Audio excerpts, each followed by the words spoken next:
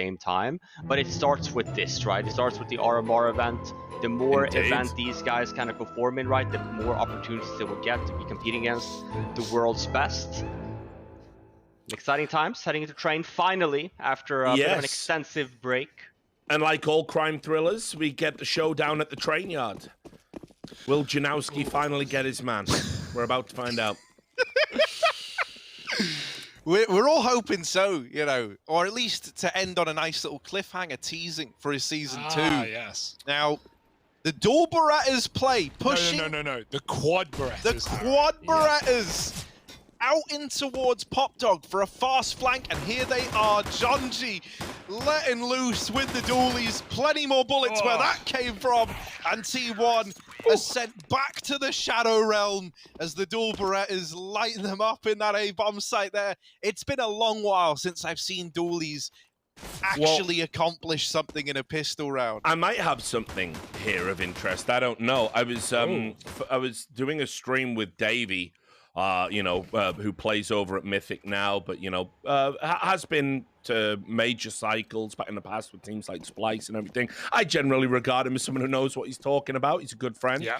And he was telling me that in NA, there's now this mindset that the Julies are essentially the best pistol. Like, you're going to make an investment, and it's not a deagle. You take the Julies because of the sheer damage output and the first bullet accuracy. Which apparently is like unbelievably imbalanced. So more and more people are moving towards using the Julies on the pistol round in NA. I have no idea if that's true. If it's NA theory crafting, who really knows? What I do know is Davey hasn't been happy with me and my tarnishing of the Julies on broadcast. I'm not a Julie fan. And that is just based off of watching a lot of Counter-Strike, watching a lot of Julies and seeing absolutely nothing from them. Because from doing all the NA coverage, we definitely saw the dual Berettas are purchased nearly every pistol round in NA. But I think even that's a reach. The problem is that they're bought up a lot. Very, very rarely do you see them do anything, right? And it felt like a lot of the hype came off of the back of Keto's ace down through Banana. The popularity soared after that. I still have yet to really see them do that. Well, yeah, because, there is that old, top hut position with the dual Berettas that used to be popular, and it still is. We see that done a lot on Nuke. I think there's a good place for it. Oh, Jonji. That's dirty from Jonji. Have some humanity. Malbs did find a deagle opener. We were talking about that earlier on these force buys, so already starting strong. Can he keep it up, though? We had a really nice lockdown from Spongy in the B site in the previous round as well. Swisher up close, clearing out Malbs, and one by one, these dominoes start to fall. But they're walking down the B ramp, and Spongy spotted it. He's playing USP from this range, but he does have a Molotov. Not going in, he could have stopped the plant, or at least caused problems. It's coming on the grey train instead. Team 1 taking some space in this site, but it shouldn't be too hard to retake. One by one, they start to fall. Maluki realizes the flank will not work with a default plant, and so he'll be left to his laurels in a 1-on-4. Something has to go drastically wrong for him to win this round, and it just won't happen. 3-0 for Bad News Bears, but we're still waiting for the guns, and here they come. Yeah, but at least having 4 members alive here as well for Bad News Bears. PTR with a scout. He does drop that. No, I was going to say, normally you do tend to see a bonus round here. It's a bit cocky to just be dropping a scout. It's still a very powerful weapon.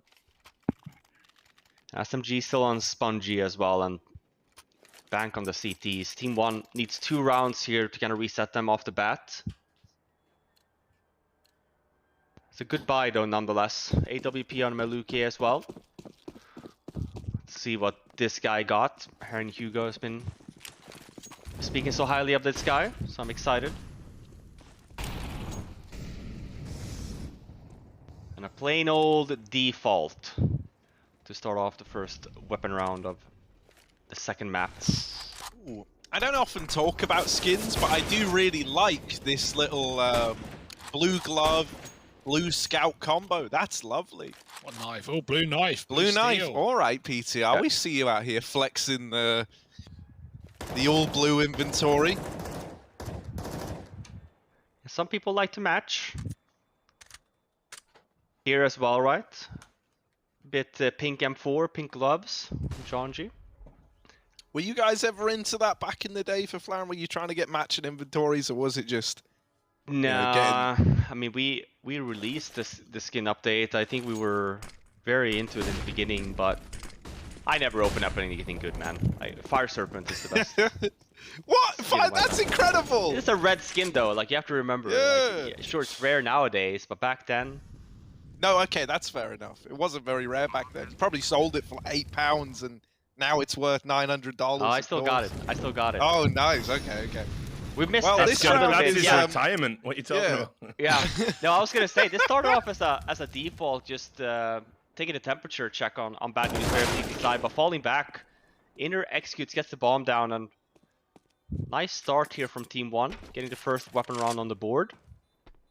Won't be hunting all too much though, so 2 saved M4s.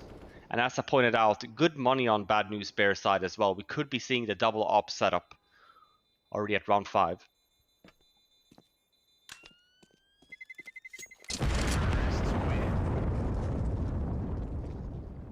Yeah, that round just like slips by the wayside, right? Like Team 1's little default ends up just accomplishing way more than they thought it was going to from the get-go.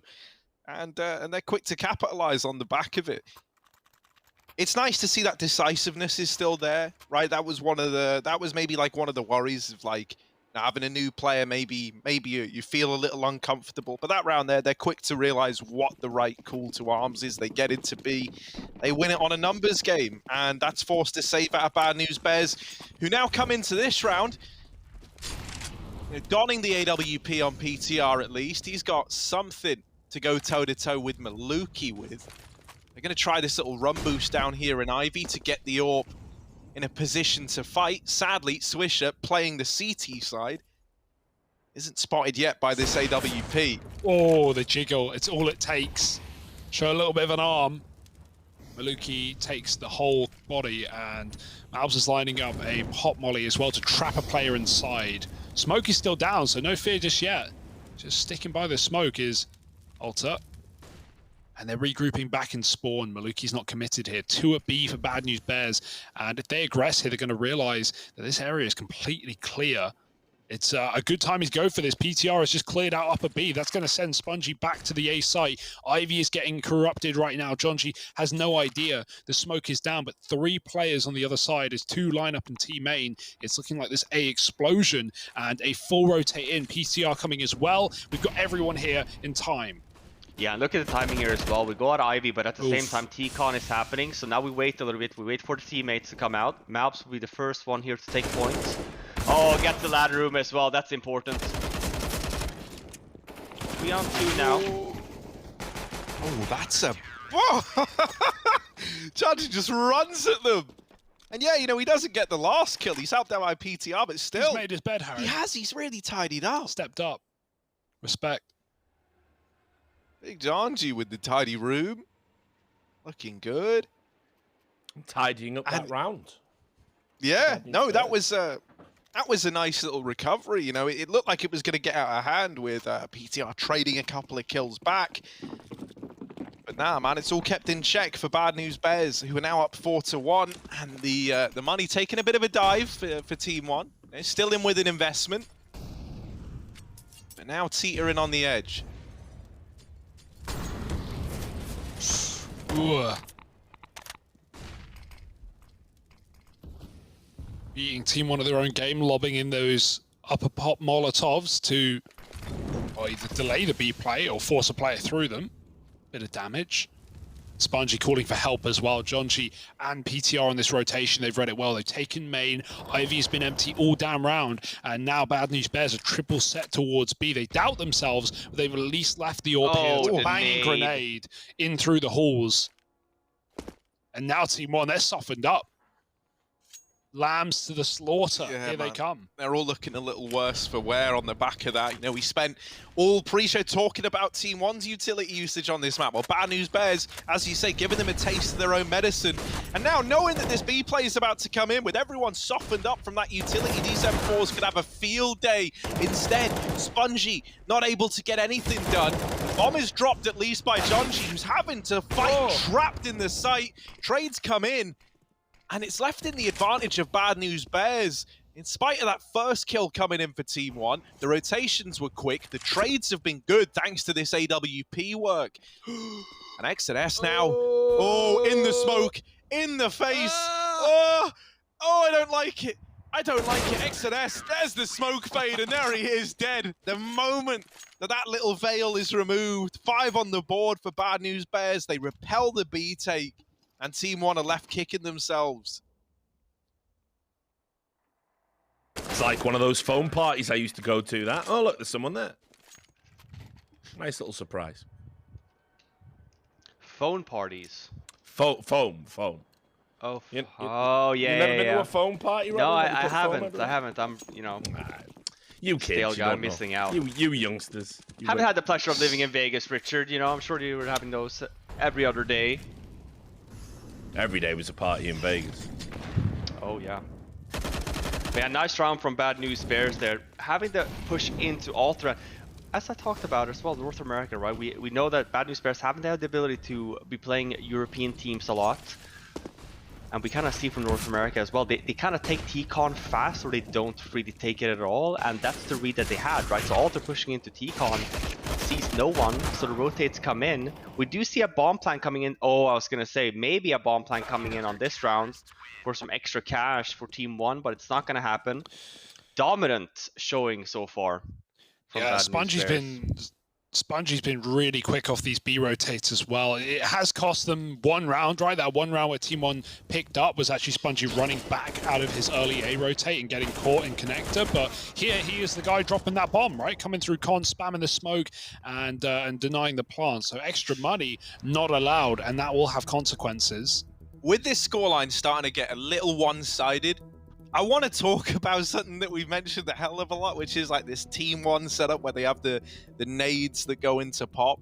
That's for over on their CT side, right? So that will come up in the second half of play. One of the reasons it's so nice, and you might like this for Flaren, right, is they have these nade stack lineups that go through the pop dog window, right? So you hit players, run into B. And it's sick because what it normally allows Team 1 to do is like to stack, 4 players on the A bomb site with this nade stack setup. And then they'll have 1 in B. And if you get rushed at A, obviously you just never throw the nades. You're taking those fights in a 4v5, but you've got the stack there. And if your opponents do go towards B, well, the nades just ruin them before they even get there. So it's like a really nice way of using utility to kind of, allow you to take a risky gamble and leave a lot of bodies over on one bomb site. I'm only bringing it up just because if this game continues to feel so one-sided, we might never get to see it. So I really wanted to give them credit for that little strat. It's one that I really love out of them here on Trade. Something we've even seen Big do recently as well. You can tell it's influenced the way that like other teams approach it. They're really good at throwing that molly and getting aggressive up the B ramp and causing problems, killing players setting up towards B at all. Like, you especially when you've got the molly down and you're a T coming through that hallway, you're not going to hear the ramp rush of CTs. You're not going to hear those footsteps because you're just getting bombarded. Not only that, if you're a CT there and you're the one trying to go aggressive up B ramp, well, you hear your opponent getting tagged in the Molotov if they commit to running through it. So that's like a nice little variation of like this raining pop dog utility that Team 1 really brought to the attention of NA at least. It's the same thing with the old nades that we kind of saw on T side as well, the double mollies into ladder room. A bit sad that kind of, it was only there for like a stint of 6 months or something, and it kind of came out of flavor. But I think versus teams that you actively know like to stick people in ladder room, I still think it kind of holds its place, and would love to see it a little bit more. The teams utilize that a little bit more. Set plays obviously maybe not as frequent as before. But yeah, I'm a big fan of set nades, setups and stuff like that. Finding moments. I always say, especially on that CT side, we talked about it in the previous map. But when you mentioned that, the M4 is obviously weaker than the AK.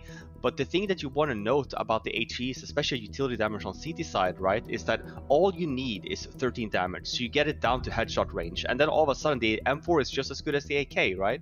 So you want to be very mindful with the nades that you have, but you also want to be purposeful with with it. That's why you see these ecos and anti-ecos. Again, not a big fan of just teams that just spread out, right, and just hoping for these 1-digs. I'm a big fan of, let's have a set play in mind.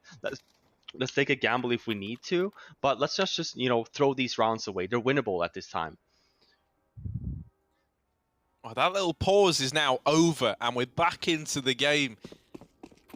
Team One, they need more than this, right? This is not the result. I've been hyping up Team One on train to no end, and of course they're 6-1 down now, and so I'm hoping, even just for me, they could turn it around.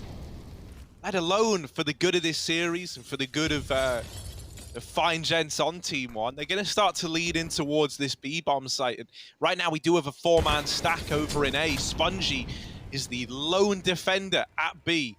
And he gets spotted playing that pixel angle, dropping the Molotov, denies the push, and buys time for Swisher to rotate over with the AWP. So now we're back into like a more standard 3-2 setup.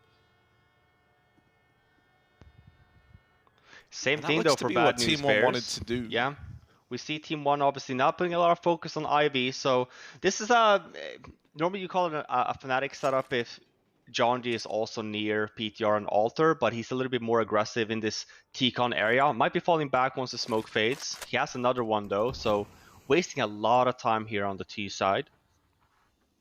But yeah, this is a very aggressive setup for the CTs. And here we go. Yeah, this is a very bad setup for Team One. Ideally, you at least want a lurker here in Ivy to kind of come back and kind of take up one of the, some of this space. But the fact is that Bad News Bears timing now is very good on Team One. We do see a fake for inner as we see this outside push. I wonder if they will be expecting though 2 aggressive Bad News Bears players here.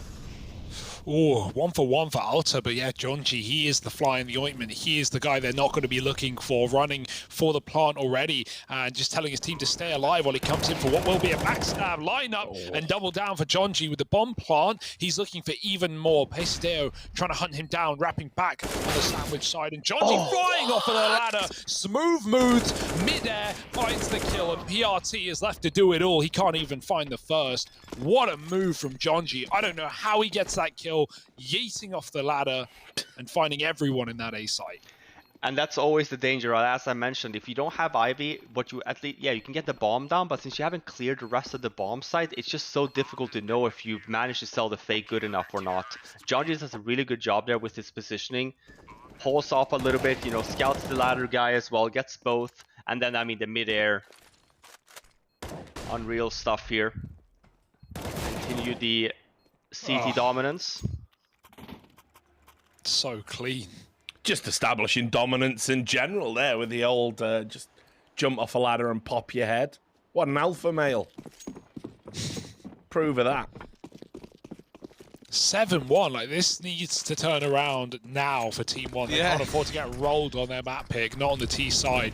And considering, it was Bad News Bears T side that looked amazing on Dust 2 as well, so it's a little worrying. Maluki, however, finding that opening kill, AWP put in the right place.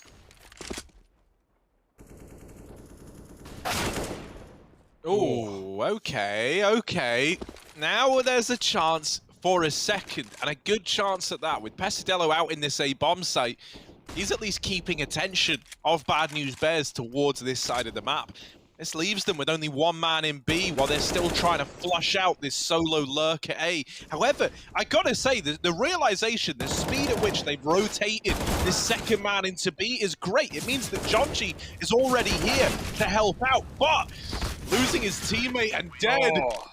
The rest of his team face the same fate. It will be a second on the board for Team One. The rotation out of Jonji, I don't think you could have gotten a better timed rotation there, right? Very aware as to what was going on in that round. They pieced together that was just the solo A lurk and that was destined to be a B play. But the moment you lose Spongy like that, they're already in, they're already down ramp. He's dead off the... not even able to slow them down. It just means Jonji's caught out of position on that rotation. Yeah, even with that double B, I'm shocked that Pesideo was able to get all the way to E-box from Team A without getting spotted. Like, he got so deep into that A site.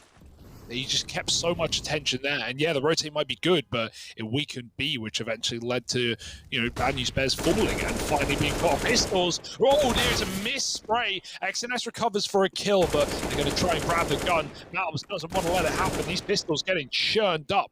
And PTR is all that stands, not for long. Oh. No, all under control. So 3 now on this T side. Baby steps. Yeah, good potential comeback. Bad News Bears, not money enough to keep on buying, but just all one eco. We noted as well 2 rounds ago, it's Swisher picking up the AWP here, by the looks of it. For the secondary for Bad News Bears, John G was, he's playing aggressive by that sandwich area, so we haven't really been seeing him. Just the one this time around though.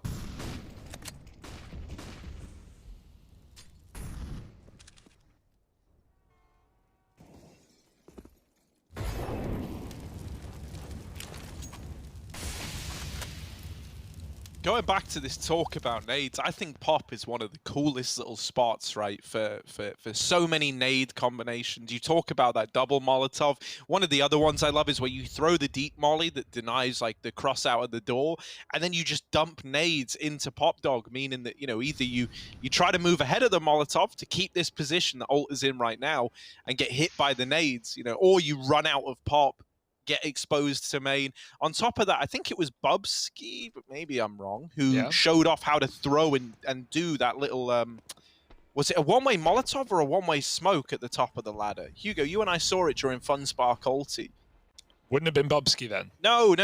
I just mean like he was the one who came up with the lineup. We saw someone else do it. I've seen a few people do it. Yeah, I wouldn't know who came up with it. To be fair, Bubsky's had plenty of time to be practicing smokes and flashes when he's not been playing for Astralis. So, you know, what else is he going to do? I think we actually have that molly down right now. Alta was looking at it. But he hasn't gone up, so maybe not. Just a molly anyway. But wrap on Ivy into the CT spawn. It's another one of these B splits. We really see Team 1 getting interesting with these B takes. Lots of fakes in this game already. BRT dead, or BRT dead to BTR, but the double entry into B is wonderful. CT rotate is a nice route for Swisher, and they're pushing up deep. He's going to hear footsteps. They don't know he's this far up. Outer flanking in from Pop. Spot on that AWPer as well. Swisher won't commit. It's a bit of a mess right now. He has the kit. He needs to get into the fray, dodging the AWP shot. Back up he goes. His teammate just killing everyone on this retake. And oh, Maluki doesn't fire. He could have shot the head right off of the player with the kit. Now it's just Ultra on the bomb. He's found one, but he has been taken off of it. Still time as Swisher trades that kill, and he might be able to save the AWP as well. A bit of a messy round, but one the Bad News Bears eventually get under the rug. Yeah, so that little comeback slowed down. Maluki misses the flank there in ladder room. He's holding a left-sided angle, so I think he just walks down lower. I believe that was Alter, right? It was coming from the flank and just opens up that retake. Man, I am getting so sad. Like, as we're talking about some of these little cool things on Train, it's really starting to set in that this is like, you know, one of the last times we get to see this map. Yeah.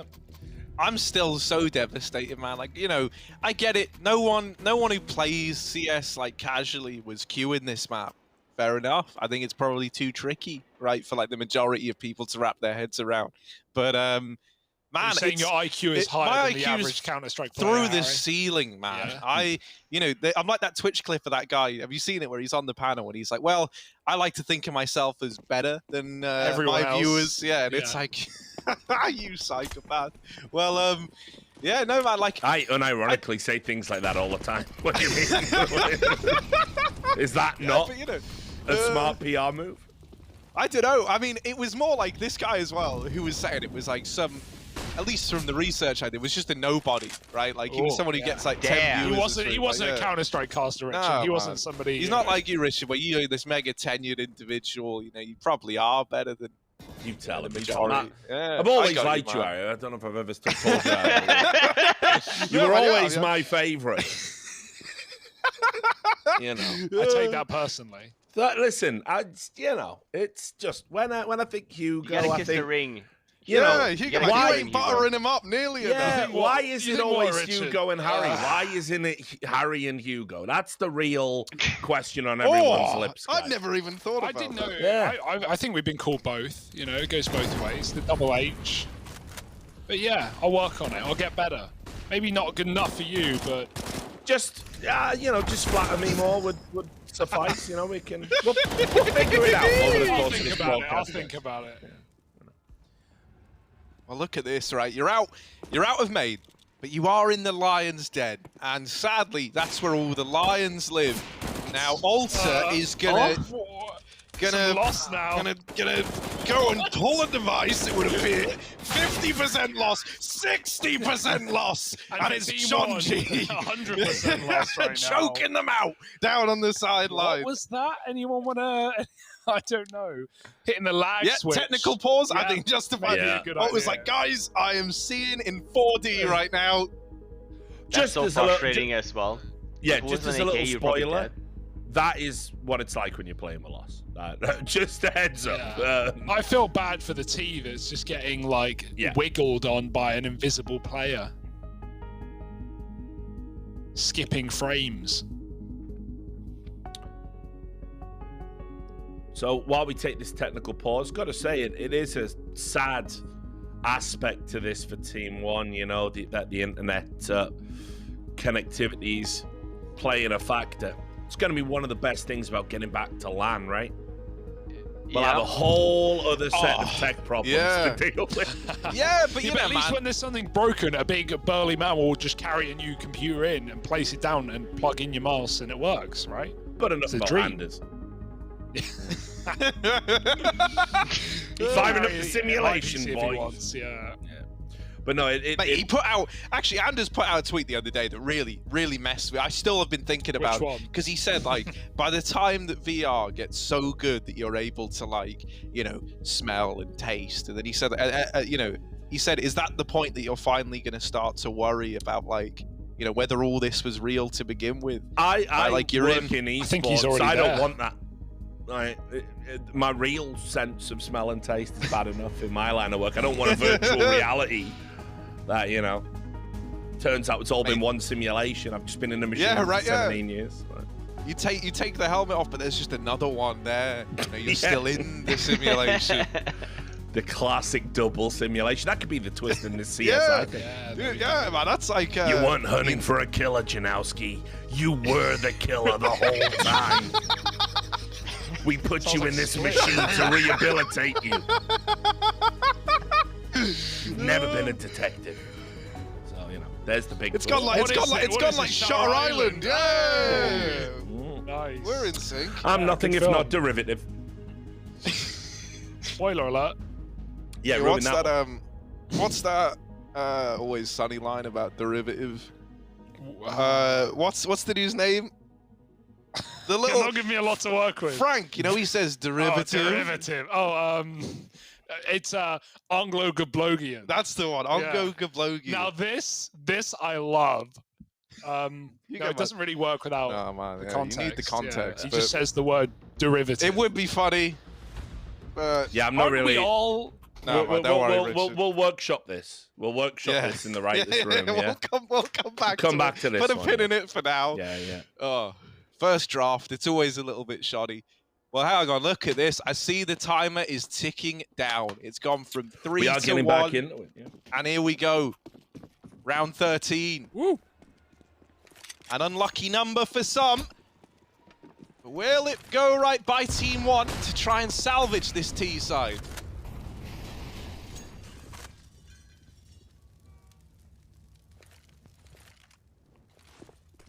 Yeah, still Begging for mercy right now.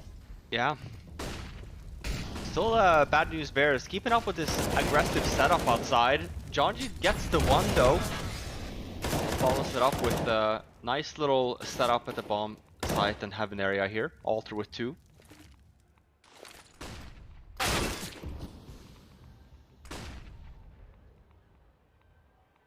Spongy's in off of Con. Switcher's waiting for the cross. He's telling his team not to fight. They can't go anywhere just yet. As soon as the plant comes in, you know, there's only one player with their gun out at that point, and you can start to make moves So I love this patient call coming through. The PTR gets picked, and now it's up to the AWP. Maluki finding a double. Spongy creeps out the connector. Oh, it's a missed shot for Maluki. He needs this 1v1. He needs this clutch. He's done everything else, but Spongy still with a bomb at his feet now has all the time in the world to back out to reposition. Maluki hunting this kill, but he can't find the shot. And it's going to be Spongy saving the day off of that B rotate. Maluki tried his damnedest. Oh my God. What a nightmare for the veteran, though. Like, you hit those 2 shots. It's a 2v1.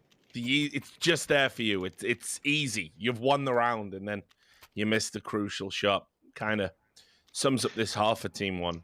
Yeah, and I was going to give them credit as well. They did a really good job there on that outside take. They actually took their time. They waited for Bad News Bears to kind of keep re-peeking into them. But then missing that shot, crucial.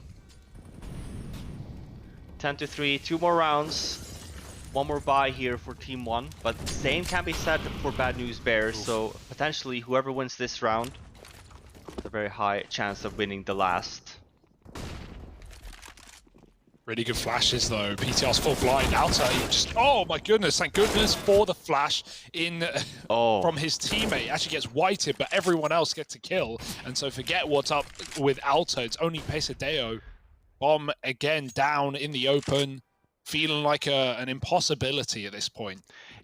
I was gonna say it's a shame. Team 1 has used Ivy, I think 1 or 2 times, but when they have, they've gone backline, and I wish they would go Ivy and go for the fight. Solely because Bad News Bears have been playing this outside area so aggressive every single time, which means they're very quick on the rotate for inner. They're very nice, you know, crossbar setup as well for these outside executes also. Really want to try and utilize Ivy with setups like these. But it's another round on the board unless Pesadelo can do something about it, but he can't. 11-3. Dominant on the season side for Bad News Bears so far. And here's another pause. This time from Team 1. Oh, here we go. We're back to that one. We're back to the drama segment. They've all made their bets. I mean, that's looking good. Is that just a spare pair of boxes there? Is that? They weren't there before. I think he changed. Is it this kind of game? Is it this kind of game? I think it's a sweaty game. Yeah. Yeah, exactly. Like, sorry guys. Pants change at halftime. Pause for me. Pants change. That's hey man, you know, Jonji, he has been shitting on them a little bit, right? So maybe in more ways than one. That's a bit of toilet humor for everyone watching at home. And now back to the broadcast. PTR, AWP, and he's looking into main with it. Pesadelo is waiting on the other side, but smokes are down, and so he's off the angle now. Jonji is taking a bit of a peek in through upper. And this AUG at this range is right where you want it. The flash to set him up from Spongy is perfect. You gotta love the team play between these two over at this B bomb site. Set up for that opener, gets info that there's players outside of B, and now you can see PTR is joining Spongy at that B bomb site. While this is going on, Pesadelo once again is out through main. A lot of the time, he's been seen lurking here alone, right? Yeah. So when they find him, they could discount the idea that there's more players where that came from, especially after seeing so many over at the B bomb site. Now they start to see other players, and look at Swisher. Look at this position. He's in the back line, drops the bomb coming out of main, and suddenly it's only Pesadelo left in round 15 in a 1-on-3 to try and save the day. Yeah, what a nightmare that he's got to go and retrieve the bomb as well from there. CT's all around him. Well. And there it is. Yeah, I mean, look. All sympathies to Team 1. You know, it's not been a great situation for them. We talked about having to bed in a new player for 3 weeks. We've talked about the removal of Train, you know, coming out of the map pool. So moving forward, how much energy do they want to invest in it? And in the first round here at CS Summit 8, they get a very well-polished, well-practiced Bad News Bears team. So we're going to find out if they're able to bounce back in the second half. We'll see you then. So, disaster is struck. Team 1 only able to get 3 rounds on the T half of their map pick. We're back into the action now. Bad News Bears looking to get it done in 2. Yeah, and looking good, right, to deliver on that. It's going to take a miracle out of Team 1 to get this over the line. Interesting to note, we've actually got X&S over here towards the B bomb site. And so let's see what he's able to do. He's got PRT alongside him, but already down through ramp, up in the alley. Oh, Bad News Bears, and they get both the B entries in tandem. This round is now very, very hard to recover. If this was a rifle round, you would almost definitely be saving here. Right, you don't really want to make that call when it is the pistol round. You're hoping that this is how you can springboard yourself into a comeback. So Team 1 is still trying to get in, and they do land the shots to start to make it happen. Suddenly, from a 5-on-3 to a 3-on-2 in favor of Team 1. A couple of missed shots out of Spongy, the only man left, but Spongy goes above and beyond the knife to end it. And it's brutal out of Spongy. What Get a round. in your highlight I don't reel, believe son. what we've just seen. The knife to end it. Unreal. That was a super exciting later stage to that round as well when the bomb went down. I was going to say the same thing, you know, you could even be talking about potentially saving on a pistol round, but we know Team 1 only has 3 rounds. They have to go for this, and it's a nice little sequence. We see that they open up the bomb site, but Spongy, 3 kills at the end there. With a knife as well. 13-3.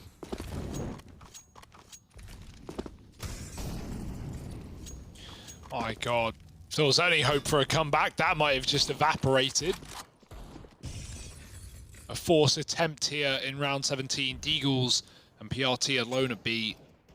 Probably won't be that case for long, as things are very quiet on the outer site. That's because Bad News Bears are grouped up for a big hit, all coming down the ramp side with 1 man out upper on a smoke. PRT is a dead man, he just doesn't know it yet, and Alta will make it so. Maluki jumping up with a tag on the scout, and he finishes the job as well. Bomb planted, and a retake happening, but no kit to do it, and already falling are everyone at the back of B.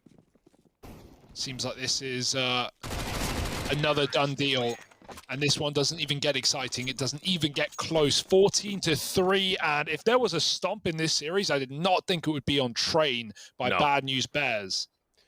Definitely not, my man. It's just shocking what's happening. I mean, all credit to Bad News Bears, but Team 1 just haven't looked like themselves at all, and you have to wonder if that XNS factor has really come into play here.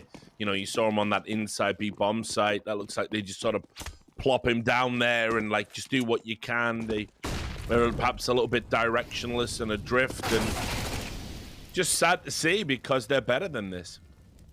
Yeah, I mean, filling B Train is, on your own as an anchor, is one of the hardest roles in this game to actually get value out of it, and being able to multi-kill, you know, in gun rounds. So, trial by fire. And right now they're getting burnt. Yeah, I mean, not only that, right, like when you are this B anchor... Oh, hang on a second. Malbs Deagle, Hugo. Malbs Deagle. That's all he's got. Let's see, right? I've always put a lot of faith in our boy Malbs, especially with this gun. Now, 1v3 with the bomb already down and time ticking away, he probably can't win it, but he could at least look to make it expensive, right? Even then, does that set you up for anything? I don't know. You probably need the win here. And now that he's spotted the Deagle, hard pressed to get away with anything, spammed out of the round. As I was going to say, I think, you know, when you are a B-side anchor, a lot of the players that play over towards that side of the map are often the ones who are like, have like a good, you know, they're not the kind of guys that get in their heads, right? If you're getting exploited at B, it can feel really rough, man. Like a lot of rounds, you're either dealt nothing and left to retake in like a 1v3, or you're 5-man pushed with full utility, and everyone's getting up in your face. So, you know, you often have guys there, people like Rops, where they're these very stable players. You know that you're going to get good mileage out of them. They don't often get in their own heads. It's a lot harder to not get in your own head when you're in Exodus's position, right? You want to be doing right by your team. You want to rise to the occasion. And it might feel very, very hard to do that when your responsibility is to anchor this B bomb site. Yeah, he played their pistol, but in the 2 following rounds, it's been PRT here alone as well. So maybe only a temporary thing. Yeah. It's very important for the inner bomb side player as well, same on the anchor positions in general, to be very mindful of the comps that they provide. Because it's very easy to just call for an... Oh, that's a double. I'll hold on that thought. Bad News Bears executing on the inner bomb side here, but it's a good hold so far from Team 1. PRT goes down though, 4-on-3 situation. Oh, the flank out pop. They're ready for it. Spongie's holding this line. He knows. Oh, dead man. And now the plant is in. Maluki having to retake with an AWP. There's no kit currently picked up. Malb's moving in. I mean, these are the top 2 that you'd want on this retake, but right now they're just not finding the results. Sponge with a shot and Alto to close the map and series for Bad News Bears. A statement victory, a dominant win on a great map for Team 1, 16-3. It doesn't get more one-sided than that. Well, thanks for taking us through that game. We're going to take a quick break, and then when we come back, we're going to break down all the action. We'll see you soon.